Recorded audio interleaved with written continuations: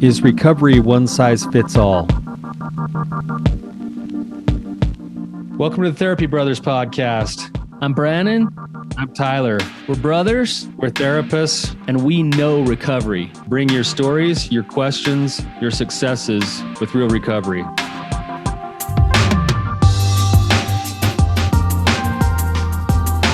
Hey, Tyler, you ready to have some hard conversations? Let's do it. Let the Therapy Brothers podcast begin. Hey, Tyler. Brannon, how are you doing, man? I'm doing good. How's life? Life is sweet. It's good. Springtime's coming. We got some nice sunshine for the first time in a long time, and I didn't realize how much that makes a difference to my mental health. Oh my gosh. Yeah. Man, Yeah, we need to come out of winter. I love winter and all the things it brings, but it's time. it is time. I know that you've enjoyed your skiing this year and you kept asking for it to snow, but it's time for the flowers and the sunshine. Yeah, we'll just pull out the mountain bike now and do it that way. So I just got to get in shape so I can climb mountains on a mountain bike. It's easier to ride a chairlift up a mountain and ski down. Right. It's still a good workout on the legs though. And you've been in pretty good shape. You just completed a marathon not too long ago. So I don't think you have to worry about that too much. Complete the marathon and then just fall off the wagon for months is where I'm at. So yeah, I got to get back on it.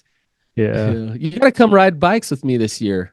My doctor keeps saying, like, with my hip replacements, that the best thing I could do for myself is ride a bike. And I've been holding off on it. I've been saying it's a cost thing, but it's probably not a cost thing as much as getting into something new and donating time to it when I spend so much time on other things right now. But I should come and go with you sometime. Yeah, it's good times. So maybe this summer we'll get out. Yeah, a couple times. So, all right, Tyler, should we get into the topic here? Yeah, let's get into the topic. We have kind of a broader topic. We have a question that was submitted to us. And we're going to read it, but then we're going to use that question to broaden it out to maybe even a little bit more general kind of a topic today. Yeah. So should we start with the question and then broaden out from there? Let's read the question first. Okay. So it says, how can a couple handle slips, relapses in a healthy way? My husband is in recovery and honest, as far as I know, about his slips and relapses. When he tells me about a slip or relapse, it hurts because it feels like he chose that over connection with me. So it creates disconnection for me. How can we work through these situations in a healthy manner? So great question. It's a great question. I want to, before we move into the broader topic here, I want to actually just say that you can hear inside of this question, there's an actual recovery happening here. You can hear the both and of, this wife who's saying, hey, I want to be healthy. I realize that recovery is a process. It also devastates me, and it's hard for me to reach in and connect and be supportive when he does have a slip, even though he's being honest about it. And so that's that struggle, right? Like, I want to be effective in my response, but I also am having real actual emotions. How do we navigate all of that? Right.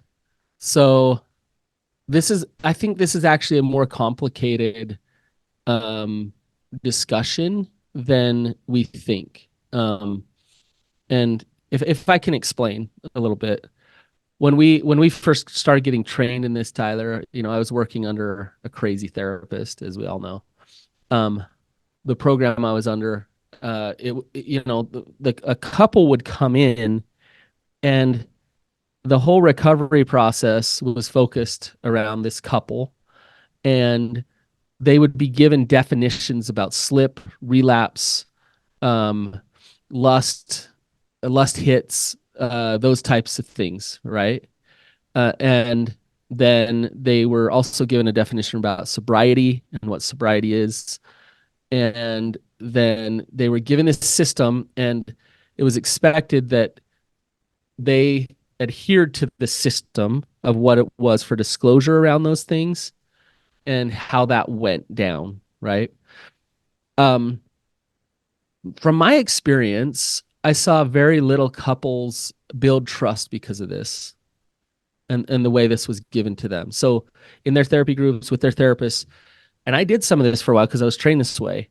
This is how it goes. This is what it is. This is what you do. and it actually was problematic in some ways. So back to her question about how do you handle relapses and slips, the old me would have There's a a very, protocol.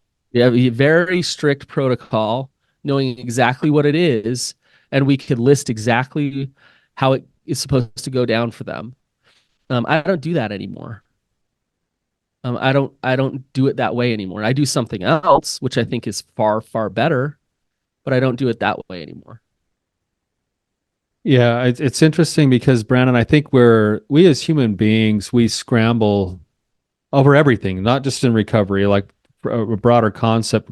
We scramble for certainty in every area of life. Yeah. Faith is really hard to just have faith these days because everybody wants there to be certainty. We want to have a recipe of exactly do this, then do this, then do this, then do this, then do this. And then you end up at this end result of complete joy and happiness and blissfulness, right? And Mm-hmm. and we all want that. We're trying to stabilize the ground under our feet that's continually moving throughout our whole lives. And a lot of times the greatest joy we find is when we just accept that the ground shifts sometimes even when we're doing everything right. And we can accept that. So in a certain sense, people who are really hurting when they come through the door, they want to have that, what you laid out for them, Brannon. Okay, this is a slip, this is a relapse, this is this, and this is the discussion you have for each one of those things. Voila, you're all better.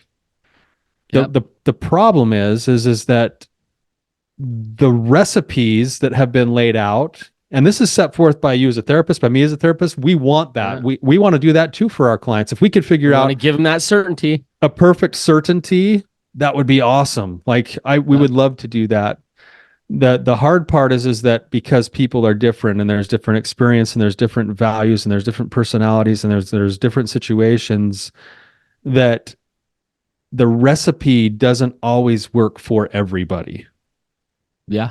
Right. Yep. In some ways, the recipe you were describing was probably even less effective for more people than it was effective for people Yep.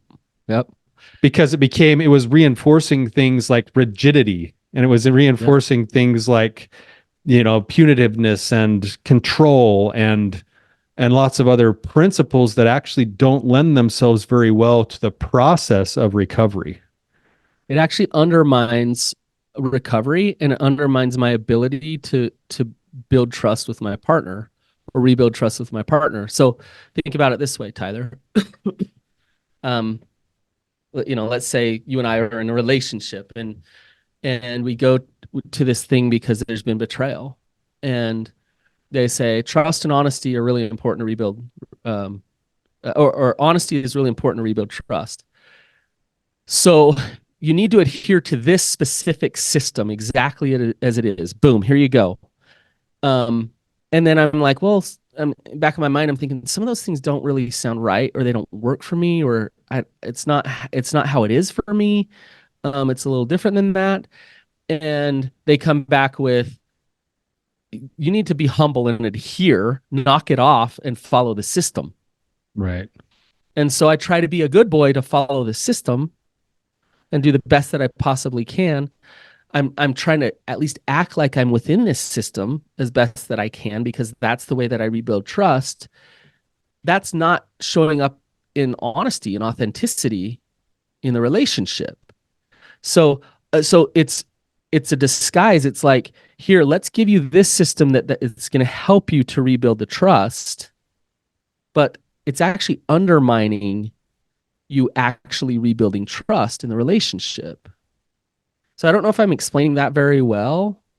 Yeah, I think you are. Let me take another stab at it here.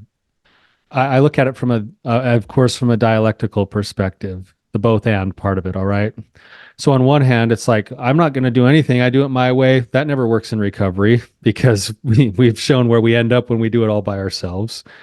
Or I step over and I can become completely compliant and I just do the perfect recipe that was lined out for me, but I do it without a heart that's willing. I do it without the principles that are in the middle. Either one of those becomes an ineffective way to try to work a recovery. Do it out of fear and compliance. Yeah, it's done out of fear. It's done out of compliance. It's done out of this like promise of, the form of denial of compliance is really insidious, because I go through all the motions of what I'm told to do, and then when it doesn't work because my heart's not in it, now I get to blame the program that I was actually doing. Right, right. So I can stay in perpetual victim mode. And somewhere between those two places of I do it all my own way and I follow this perfect recipe, what's in the middle is what I think actually really matters. There does need to be some level of structure, but there needs to be room for growth. There needs to be growth mindset. There needs to be the ability to experience, the ability to choose, the ability to own your own choices.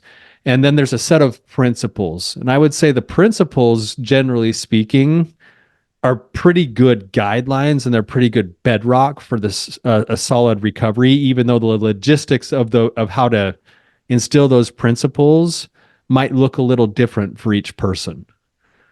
Okay, what you said at the end is important. It might look a little different for each person. So now we're getting those principles. I want to come back to what those principles are. But now what you just said at the end there, you're kind of leading toward it's not so black and white. Right, exactly. Yeah. And I'm perpetually amazed by my clients as I work with them, because there is a general thing. So I'll give an example of this. I think we talked about this in a previous episode about going skiing and the 15-foot rule and like needing that space. And you're going to take your space naturally if people start to infringe upon your 15 feet because you want to stay safe and you want to do your thing, right? Right. I think by and large, that principle is a solid principle that is true for most people in most situations in recovery. Mm-hmm. Right. And then occasionally I get like a client, I just had one a couple of years ago, who I'm looking at the whole picture of their relationship, and I'm seeing he is totally lying. He's completely still acting out. He's manipulating. He's gaslighting. She knows it. And I'm teaching her, hey, protect your values, take your space. This may end up in a divorce because it doesn't look like he's serious about working all of this. Da, da, da, da, da, da. I'm lining it all out. Like, you should protect yourself. And instead, she's in the car one day and she has a conversation with God, and God's like, you need to go to him and tell him that you love him and that you forgive him for all of his terrible behaviors. And then she goes to him and she sits down with him. She's like, I'm not planning on leaving you. I love you. I forgive you. I'm going to figure out how to be happy regardless of what choices you begin to make, but I'm surrendering your addiction and I'm just going to live in the relationship that we currently have. That's backwards in my brain. Mm-hmm. Like, and yet in that situation, her offering of grace was one of the things that actually started to turn things around in their entire relationship. When she surrendered his addiction, but stayed in the relationship and offered grace and could truly do that with her own heart, like, that's backwards. That's not how it works for most people, but in their situation, it's working. Right. Right. Yep. Mm-hmm. Yeah, I'm not going to, if they come to therapy, I'm rarely going to say, what you should do is go home and do everything that woman just did. Right. I'd be setting her up for getting burned more. But she followed her gut, stepped into her truth, which is different than what you would prescribe to her, and it actually created some good for them. Mm-hmm. But at the core, going back to that dialectic, is that she was taking my end of the spectrum. She was also looking at the other end of the spectrum, and she found what was right for her in the middle of, I'm going to value my relationship. I'm going to value forgiveness. I'm going to value honesty. I'm going to value my own work to find peace inside of myself. And I'm going to offer grace. Now, she decided to do that. That was still her choice to live her principles. Right. Okay. Let me ask you this, just an example here. So a couple who's, let's just say there was some porn use in the past, no major infidelity, just some acting out pornography. And they decide that together they are good with, they decide that watching rated R shows is good. In recovery, should you or should you not watch rated R shows? Well, it's a good question. So the question is, it's back to the principles, right? So generally speaking, what would the principals say about that? Um, You probably don't want to put yourself in a risky situation where you're going to have to do more extra work on your addiction than you need to. right. And you're right. So yeah, I mean, you're probably not going to recommend to them that they go home and institute watching R-rated movies in their marriage, right? Right. Um, the bigger principle though to me is that honesty piece. That's it. Right? So it's like what is worse, Tyler? Okay, the therapist and my spouse said I can't watch rated R shows. So what I'm going to do is watch rated R shows and then lie about it. Or watch rated R shows, feel a ton of shame about it, and then report back to them about how horrible I am and how I relapsed and blah blah blah blah blah. Right. Um, versus um, at the get go, like, look, I'm okay with watching rated R shows, and I'm going to continue to do that. That okay, and let's say the spouse is like, well, I'm okay, actually okay with it too. Um, so like, what's the problem, right? Well, at that point, Um, there isn't a problem, right? that's what I'm saying. But if you're prescribed, if it's a really rigid system, and a lot of times religion even plays into this, religion or the therapy program or whatever it is, if it's a really rigid system that comes in and says, this is the system, certainty, boom, here's your certainty, bam. It it's very important. And this is what a lot of couples don't understand. In rebuilding the trust process, it's very important you do that work together with your partner in an authentic way. So if like let's talk about infidelity. I think not infidelity. Let's talk about being faithful. Okay. So, my relationship with my wife about what being faithful is and our understanding of what being faithful is probably will be different than what your understanding is with your wife, Tyler, about what being faithful is. We're actually probably pretty darn similar because we're brothers and we have very similar worldviews. But the point is me and my wife will work that out together and come to some understandings and come to some commitments together about what that means, what our fidelity in our marriage actually is. Do you see what I'm saying? What you're getting at is it's the working out of those things with two people being honest that is actually its own That's the intervention. beauty. That's the beauty. And that's where trust exists. Is let's come together. Okay, what is a relapse? Let's talk together about what that is for us, for both of us. Yeah. And let's be very honest, even if it's uncomfortable, even if it's real. Like I had a guy who would masturbate every once a month, and he did it for 10 years. And he's like, yeah, I masturbate once a month, and and finally I just said to him, like, hey, instead of acting like you don't want to, you've done it for 10 years. Go to your wife and be honest with her that you're going to and that you want to. And then have that conversation with her instead of acting like you're trying to be a good boy and fall.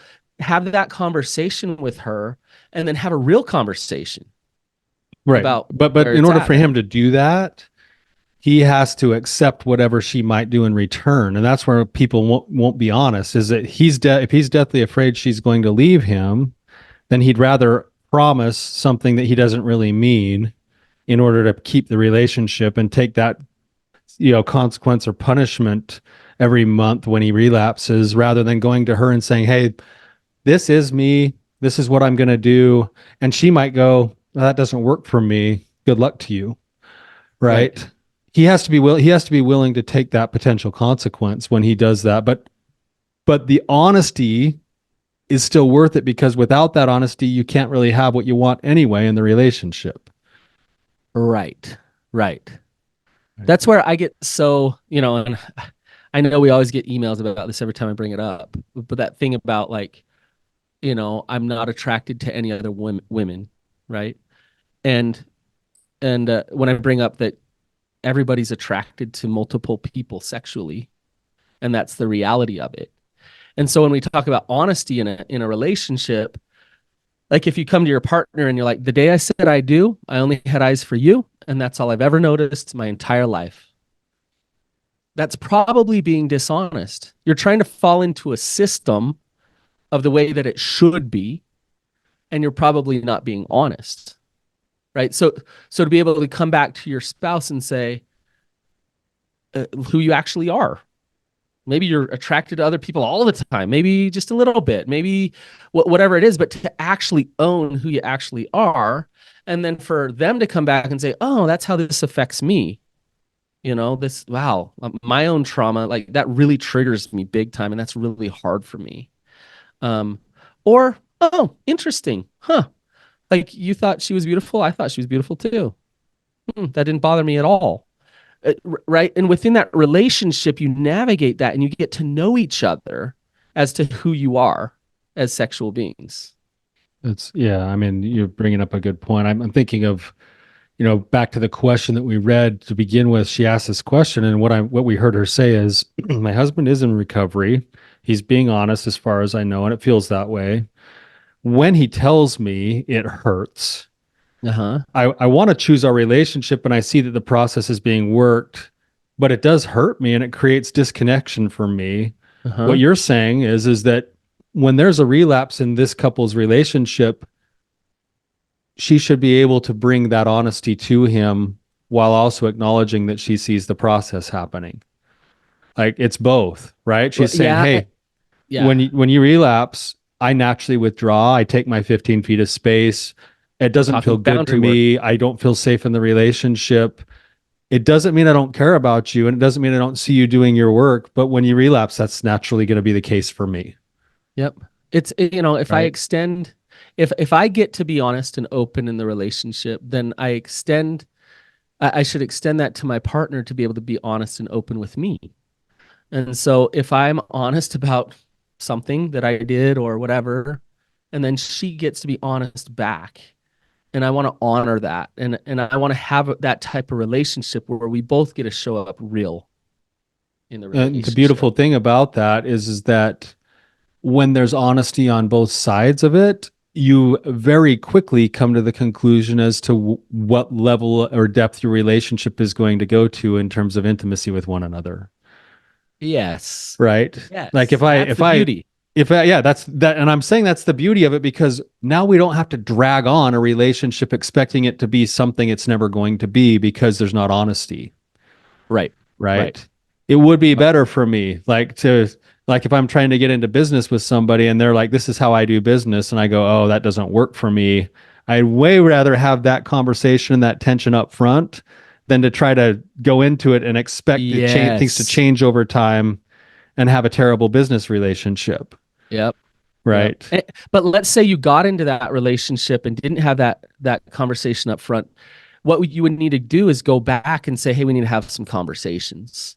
Like we need to set this right. Yeah. The systems that we're under right now, where I'm trying to please you and I'm trying to do it right, like that, they're not we need working. to change it. You need to understand a couple of things. I haven't been fair to you. I wasn't honest with you. Wasn't honest with you from the get-go. Yeah. I'm thinking of the guy that I met with years ago, and his wife had told him that every time he looked at a billboard, it was a relapse. Any billboard. It wasn't just, it was, you don't get to look at billboards as you drive down the freeway. That's a relapse.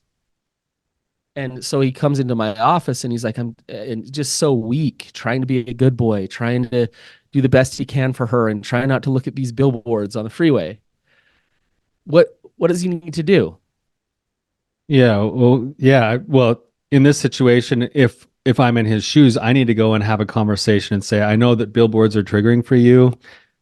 That's not something I'm going to sign up for. Like, I'm going to drive the car. I'm going to see a billboard.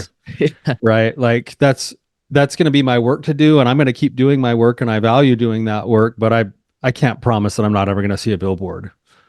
Right. So like in many ways, a lot of people think, well, to build safety for her and all of this, you would just try not to look at billboards and try to show her that but you got to come back to the original conversation.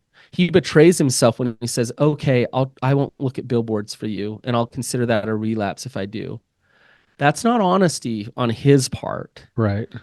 And so he can have a ton of empathy for her trigger and her trauma and why that's hard for her and all of those things, and still say, I can't, that I'm not going to call that one a relapse.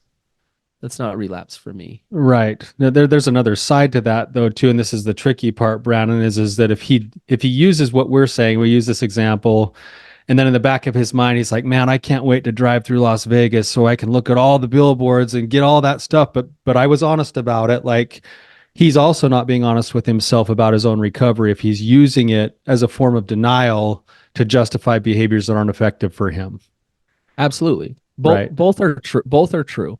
So we're saying what you're saying is at the core of all of this is actual internal and external honesty And integrity. Yeah. It's personal integrity. So if I'm and this is what's hard is sometimes when I'm in denial, I don't know that I'm in denial.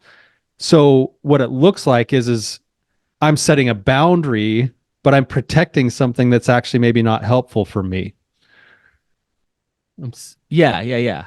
Okay. You know, it's like Yeah, if I'm in denial and I'm like, yeah, billboards aren't a big deal, or like let's go back to your R-rated movie thing. It's like, watching a nude scene here and there isn't a big deal, but in the back of my mind, I know that is going to turn on some things for me and remind me of my old addiction. I'm not being honest either if I then justify doing that. Well, okay. This is interesting because I had a client who was working at a strip club, and he was working at a strip club, and he was like a little belligerent about it. And he's to his wife, he's like, "Hey, I make money. It's my job. I have to go there." And what do you know? She didn't love that he was working at a strip club. Shocker. Yeah. Now, it seems pretty obvious that this isn't a great environment for a recovering sex addict, right? Right. Is that good for him to work at that strip club or not? What do you think? I mean, if you look at 90% of the situations, you'd say that's not a good idea to work there. Right. So it seems black and white. Yeah, it's pretty clear. Right. Like, the answer lies within him, between him and God. Like, really. So and we can't install denial in there that says it's me, God, and all this denial, all this justification and not acting. God is truth. If you're being completely honest with yourself and completely truthful with yourself, maybe God is telling you to work at that strip club for some reason. Maybe God came down and said, work at the strip club. I hear so many dudes with addictions just loving what you're saying right now. If that's the case, work at the darn strip club. And is fear there? Is denial there? Are all these other reasons there pushing you to say that's my truth? And I think it really is important to know, what is that truth? What does that gut feel? What you're going to feel peace. You're going to feel confidence. You're going to feel alignment and connection to God when you step into truth. And if you don't know that and you're making those decisions and then you're throwing it back at your partner and you're saying, sorry, that's my truth, you're actually doing more damage. With defensiveness and all that other stuff. Right. But my point being, Tyler, it's not so black and white. Sometimes you look at some things and it's like, that is like you said earlier, your example, like that's the complete opposite thing to do. Yet it was the right thing to do for that couple and for that woman in her recovery. What I think you're getting at, Brannon, is the principle. And I can hear just people being triggered all over the place with what you just said. Well, they need to understand the principle. But I think the principle. Let me make sure I clarify the principle that I'm hearing you try to say. Damage control me, Tyler. is at the end of the day, we as human beings have to be the ones to do the hard work to make our own choices, and we should be making those choices with curiosity, based on our values, and trying to stand in the truth. Yes. And if our ego is in the way, we might justify certain things and say it's our truth when in reality we were not acting in truth. Right. But at the end of the day, every one of us wants to be with a person who is willing to do the hard work to take a look at things and make a choice on their own, not because they were compelled to, Yes. towards the truth. Yes. That's what you're Yes. saying. And if you take that, what you just said, and if a couple like this couple, this woman that asked this question, comes together with that together, and they both say, I'm going to be willing to be totally honest with you, then let's work from there together. How can all of our truths and all of our needs get met, even if they're somewhat different? How can we, and I use this word negotiate, and I mean it in all the positive ways. How can we work together so that I can respect you, love you, but I can show up honest with you and create this safety and trust with you in a relationship? Yeah, I hear in the question that she submitted, you can hear her like they as a couple are actually really they're in the messy middle of this process. He's I Go ahead. well, the short answer to her is stay the course. I hate to say that, but in many ways it is painful and the chances of relapse are high. No, it doesn't mean it has to happen, but when it does happen, if he's showing up honest and empathetic and like those things, then stay the course, and hopefully these relapses will be less and less. Right. I think she's reading it right. You know, when he tells me about a slippery relapse, it hurts because it feels like he chooses that connection over connection with me. In the Yeah, moment he's doing that, he probably is, whether he's intentionally doing it or and that not. hurts, And and that that does hurt. hurts. And that's valid. But she's also saying he's in recovery and being honest. And so what I hear her saying, she's arguing with herself, saying, well, should I just be supportive and tell him it's okay and go get her, champ? Or should I be honest with my feelings and say it still hurts? It's still Both, devastating, right? And both. and when you say stay the course, what you're saying is it's a both and. Mm-hmm. It's, hey, I still feel like there's progress happening. I see effort. I see honesty. I see humility. I see I feel transparency. recovery. I feel this feeling of recovery. And that's important. And I still have to take space when this happens. And I hate That that. hurts. It That hurts. hurts. Like I don't like taking space, but I have to do that because my gut tells me that I need some time and space away. Absolutely. And Yep. it does feel like you're choosing connection with those things over me. And that's probably true. Yep. All of that is true. And so when you say stay the course, you're saying she's doing a good job here. Like as Yeah. painful as it is, she's Well, actually and he finding the is middle too. ground. He is too. And not saying that acting out is fine or whatever, but he is too doing a good job. And as this couple engages in this process right here in the messy middle, their overall relationship is going to be strengthened because they're going to work through some hard things together. They're going to trust each other more. They're going to know that they can be honest even in the hardest of things. And it's going to support them long term. So I'm not saying him relapsing is going to support them, but working through this as whatever comes up in the future. Yeah, I think this is something that's really difficult to find in recovery because things are so emotionally charged. And I'll paint the picture. This happens with other things too. You know, try to have a discussion with somebody in politics or somebody religion wise that you disagree with. Very few people can master this skill, and recovery is the same way because there's so much emotion charged on both sides. Is that the people who are the most effective, they learn the skill of hearing and holding the perspective of another person without taking it personally, Mm-hmm. finding the kernel of truth in what that person said to what your perspective is, while also holding your perspective and saying, I see it differently. Like, Mm-hmm. oh, I see that you feel I have a really hard time with this when it comes to certain things politically, Brannon. You know me. Like I know that you could get me started on things. Don't, Like please. and I'm Don't not die. going to. I've actually tried to do the work where I've gone in and over a specific topic, I'll go to the other side's perspective and I will listen and I'll read and I'll try to figure out how could this be their best response. And and if I can find a little piece or a sliver of truth or a principle or something that's driving them, there's at least a level of understanding that then makes it not have to be so confrontational. Yeah. And then it's like, okay, I can see you value this, this, this, this, this, and the way you go about trying to protect those values is through this policy that is asinine, Yeah. right? But the values are there. I can see the values, right? You're trying. You're trying. Yeah.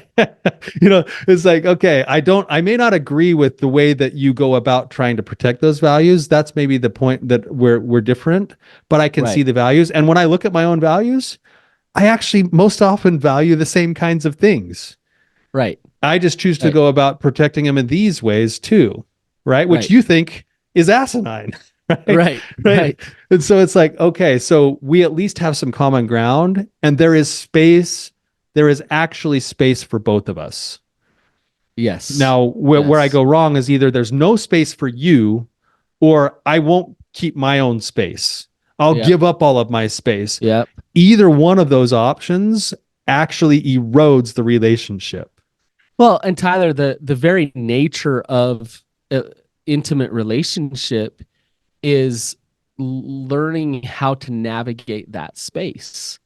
It's incredible the way God designed it. Like everybody has their own uniqueness. Everybody, for example, everyone has their own unique libido. So a couple has to come together and say, "This is I. This is where I'm at. This is where you're at." So how do we navigate this together as your unique self is coming to the table and my unique self is coming to the table? I can try to navigate it with dishonesty and manipulation and force and control and fear and all this garbage. Or I can navigate this in the way that you just described. I can try to see you. I can try to understand you. I can show up as me, and I can understand myself and what my truths are first and foremost is before I just blurt out whatever. Like I can show up authentic and real, and we can negotiate and compromise and understand and hear each other and then work together. And it's Right. beautiful and it's hard. It's really hard. It's really hard. It goes back to, that saying mom used to always tell us when we were kids after fighting with each other, we have to sit on the couch and stare at each other until we came up with a plan. It was always like, you don't do this and I won't do that. Okay, we're done. Like, but mom would come and be like, you know, seek first to understand, then to be understood. Like, and it's like actually that saying is, oh, it's true. And most of the time we say it to say, seek first to understand, but we leave off the then be understood, but actually both are important.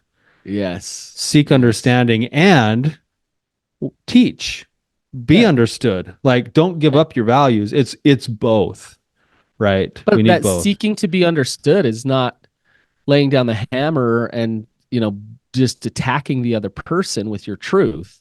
Mhm. That it's learning how to communicate effectively about who you are. And Right. so that they have a chance to understand you, even on the hottest of topics. I heard a perspective about that I really liked a few weeks ago, that said that when you're trying to talk with somebody and share your point of view, most of us try to share our point of view, and when somebody doesn't understand, we say they just don't get it, or they're stupid, or they'll never understand.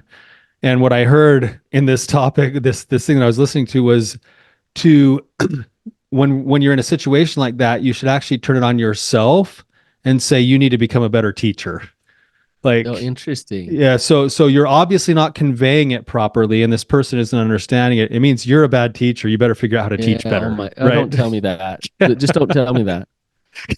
but what that does, I don't want that accountability on me. well, what that does is it actually does give possibility then, because now I'm not trapped with just like, oh, that person is ignorant and stupid. It's like, That's awesome. I've got to figure out a different way to help get my point across, or to teach this thing, or to share my perspective, which by nature forces me to have to wrestle with my own perspectives and really come to an understanding of what I believe, what I mean. It actually helps me with my own process to try to become a better teacher.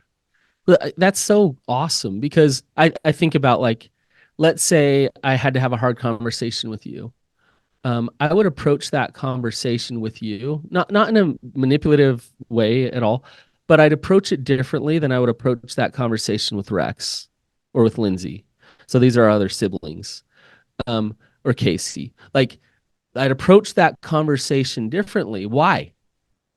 Because of the nature of our relationship, our personalities are different, our Because I values know are you. different. Yeah. I know you. And so I want to be effective in communicating with you versus one of them. Um, and but I would still be honest. I would still try to be heard, and I would still try to listen at the same time. Right. And so with our spouses, if you go to a therapy office or a religion or whatever, and they say, this is exactly what you do and how you do it with them. Boom. They don't know that. They don't know the answer to that. You guys get to uncover the answer to that with each other. And in that work together, as you communicate honestly and authentically together, being heard and hearing at the same time, that's where the beauty of that like trust and intimacy starts to take place. Right. And I think if we were to kind of boil it down to really succinct back to the whole topic we were talking about today, is that you don't want to get lost basically just like the Pharisees and the Sadducees in every jot and tittle of the law and miss the whole bigger picture. You also probably need some level of structure, and somewhere in Sure. the middle is a set of principles that have truth to them. The principles of honesty, integrity, transparency, accountability, empathy.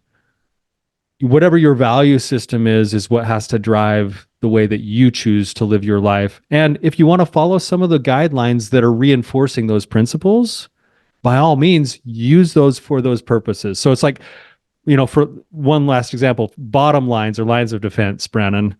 These are ways I'm going to protect myself from not acting out, or these are ways I'm going to protect myself from going into the fear cycle or whatever else it is. If I only set the line because I was told to set the line, I missed it, because what a line of defense is actually based on is principle. It's based on honesty. It's based on accountability. It's based on connection. It's based on mindfulness. If I'm using the tool that is the logistical part of the program I'm in with those principles in mind, then that tool is extremely valuable. If I only do the tool because I was told to do the tool, but I don't get the principles behind it, then it's useless. Yes. Yep. Right. Yep. That's it. Um, it's been a good discussion, Tyler. Yeah. Um, I, I think that recovery being complex, it's both complex and so simple at the same time. But I think it being complex is a good thing. This is a learning process, is what it's about. It's a growth process. So, understanding these more kind of complex principles and then practicing these things is going to help you grow. That's right. The complexity is in the growth minded process because it isn't cut and dry. Yeah, it's not cut and dry. Yeah. Yep. Yeah. So, I appreciate the person that asked this question. It led to a bigger discussion. If you guys have more questions about this, or we've just confused you more today, Hope not. then come on our show. Help us help you, and we can hopefully explain some of these things better. So really appreciate you. And until next time, Keep on keeping on.